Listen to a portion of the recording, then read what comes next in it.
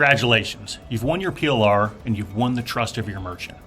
But now, where do you go from there? And how do you make sure to keep that merchant's trust? I'm Matt King, Chief Marketing Officer at Sales Factory. The formula for winning a PLR is in our company's DNA. We've done this for over 35 years. We focused on helping brands like yours win using our 4-part process. Who's the prime prospect? What's that prime prospect's problem? Know your brand and break the boredom barrier. This is the philosophy behind the secret of the Sales Factory's winning the PLR series. Today we're going to take a deeper dive in what you need to know now that you've won your PLR, because as you may well know, that's just the first step. You sold your products in, now it's time to sell through and establish your brand as the go-to in the department, on the shelf, on the job site, and in the home. At Sales Factory, our mantra is to love to learn and love to win. The image on the screen behind me is a working scoreboard that hangs in our office. This thing is legit, like as big as something you'd see in a high school gym. We've proudly logged 123 PLR wins with our clients and counting. It's pretty cool.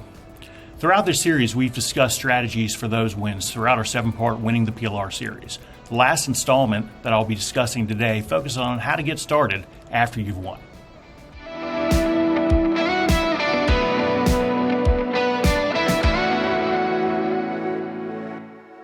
Because once you've won the PLR, you're really just getting started. Now it's time to prove your merchant that you can really deliver. First off, congratulations. You've won. It's a great accomplishment. Take the time to celebrate, throw some high fives, give some pats on the back. But now that you've won, where do you start?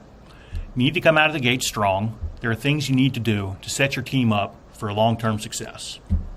As you may well know, winning a PLR and implementing that program are not the same thing. In order to start off on the right foot, you need to develop a real implementation plan. You got to change that mentality from selling it in to actually rolling it out. Now it's time to get your products ready. Day one, you have to get the inventory going. Call your vendors and start ramping up. Products, packaging, and merchandising. You have to be ready to produce. Your products are going to be in high demand and the volume is going to be high. This is the big leagues after all. Understand that's going to be their expectation, so you have to know the game you're playing. Now it's time to manage the reset. Monitor closely, understanding each step of the process and what's happening. But how do you do it? A simple way is to have standardized reporting for your execution teams, that you have a set way in which you're going to be able to report sales at a national, regional, and local level, or at the store level. Expect and understand what some of those pain points could possibly be. And finally, consider having a channel for feedback so that those in the field can tell you what's going on in real time. Now it's time to sell your products and execute your launch marketing. Making the investment today to succeed tomorrow. As your products hit the shelves, you have to be coordinating with your marketing teams to execute these tactics, drive awareness, build your brand, and help the product sell through at retail. Getting off on the right foot once your products hit the shelves is absolutely critical. And there's so many things to consider when managing a launch successfully. So what makes the first 90 days good?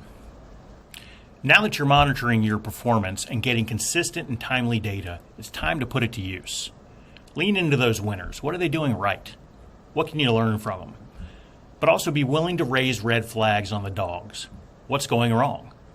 You want to pour some gas on the good, snuff out the bad. Learn, test, fix, rinse, repeat. Now that you have your reporting system set up, are you listening?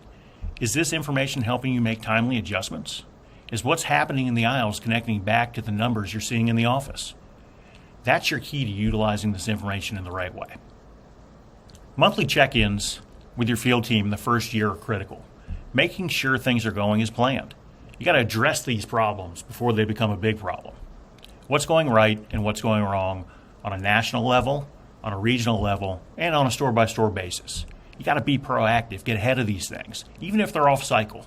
Test the opportunities, make that impact today, winning every step of the way. With these plans in place, you will be set up for success long before your next PLR, solidifying your brand as a true strategic partner and a company that they actually look forward to talking to. Going above and beyond with any new program is so important. Participate in the vendor-sponsored events. Walk the aisles with your merchant if you can. Keep those new ideas rolling in. If you make the merchant's job easier and make them part of the win, you'll succeed. Because guess what? That next PLR is right around the corner. That's it for winning the PLR series. We hope you found this information helpful for winning your PLRs. If you've missed any of the previous presentations or have any questions about applying these strategies to your next PLR, don't hesitate to reach out and lean on our experience. Thank you.